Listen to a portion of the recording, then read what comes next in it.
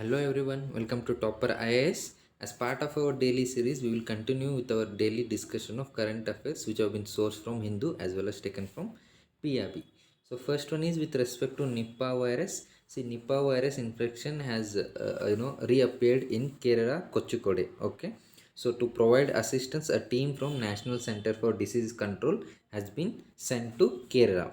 So question comes, what is this Nipah virus? See, basically a name comes from a Nipah village in Malaysia where the outbreak was seen for the first time. So because the virus infection was seen there in the Nipah village, it got the name Nipah virus. And how this virus transmits? Basically, virus is transmitted to people from animals, and it can also transmit between people to people also. Remember this. And who are the reservoirs? So fruit bats are considered to be natural reservoirs of the virus. So virus is found in fruit bats. From there it is spreading, it will be circulating, transmitting. Then what is this symptoms of Nipah virus infection? See, basics symptoms will be with respect to acute encephalitis and respiratory illness.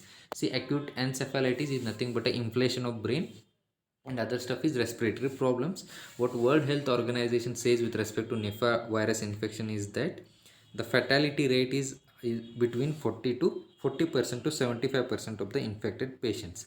Meaning of this is, if 100 people are affected, 40 to 75% are likely to die if they get infected with Nipah virus. So fatality rate is very very high. So that is why it is a issue. It has to be addressed immediately.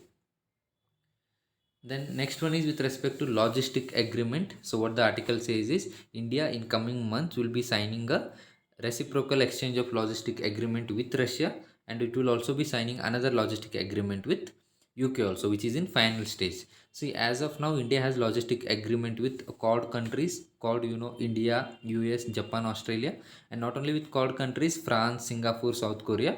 India already has logistic agreement. See, here they have given logistic exchange memorandum of agreement. So this is also one kind of logistic agreement which India has with US. Remember that. Then question comes, what exactly is logistic agreement? See, basically here you see these are nothing but administrative arrangements to provide logistic support to facilitate. See, basically, if the Indian ships are working, it is not that it is sure that they will not be working in immediate neighborhood of India. So they will be working in the maritime sphere. So there are location in the other oceans and all. India is unlikely to have its basing stations, right? Military bases and all. So where will they get rations? Where will they get place to berth the ships and all? So in that case, they can make use of military establishments, military bases of other countries, so that they can stay there for certain period. They can use the time period to fuel and all those stuff, replenishmenting rations also.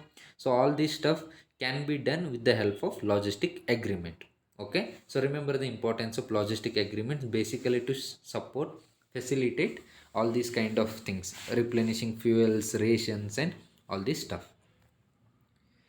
Then next one is with respect to exercise SIMBEX. See, basically it is a Singapore India maritime bilateral exercise. So what is important to you is you should remember what is SIMBEX and the name. Singapore India maritime bilateral exercise. Okay, between India and Singapore, you remember. And another factual stuff is, it is kind of one of the Indian navy's longest uninterrupted bilateral maritime exercise with any foreign navy. So there is no interruption still since it has started 1994. Still now there is no interruption. Remember that. Remember the name SIMBEX. The next one is with respect to Karbi Agreement. So past 3 days, Karbi Agreement is in news. So what is this agreement? It is basically a tripartite agreement, meaning between three groups. So one side is five insurgent groups, which are these. See, you can see here: Karbi, Longri, North Chachar Hills Liberation Front, People's Democratic Council of Longri, United People's Liberation Army, Karbi People's Liberation Tigers faction. So a number of groups are there. So this is one side a group of insurgents in Assam. Then center is there, state is there. So it is a agreement between three groups: insurgent groups, center, and state government. So why there is an agreement? There is an agreement to end the violence that is happening in Karbi Anglong region. So question comes, why there is a violence? See, there is a violence because there is a demand for a separate state for Karbi ethnic groups. So Karbis are ethnic community in Assam. So they are demanding for separate state. So in that, to achieve that end, there is a carrying out of violence activities. Now the agreement seeks to end this violence. So how did they resolve the issue? See, basically, peace accord has been signed. What it ensures is that more than 1,000 armed cadres will be giving up the violence and will be joining the mainstream society. And these people will be rehabilitated, providing a shelter, and all this stuff will be taken care of. Then a special development package of rupees 1,000 crore will also be given in next 5 years, so that a development of these people will take place. Apart from that memorandum of settlement, what it ensures is that there is a greater devolution of autonomy to Karbi Anglong Autonomous Council. So these councils will be running the various governance related aspects of Karbi community. So these councils, they will be given greater power, greater devolution of power, and so that there will be a protection of identity, language, and culture of the Karbi people. And the Assam government will set up Karbi Welfare Council for focused development of Karbi people living outside Karbi Anglong Autonomous Council. See, meaning of this is, yes, there is Karbi Anglong Autonomous Council, but it is sure that the community, Karbi ethnic community, will not be staying within this location. They will be scattered all around. So wherever they are there will be a Karbi Welfare Council also will be set up. And financial support will be given. So consolidated fund of state will also be augmented to supplement the resources of this autonomous council. So coming to Karbis are a major ethnic community in Assam, you should remember. And insurgency is going on in the Assam because it was carried out in the name of separate a state, in the demand for separate state.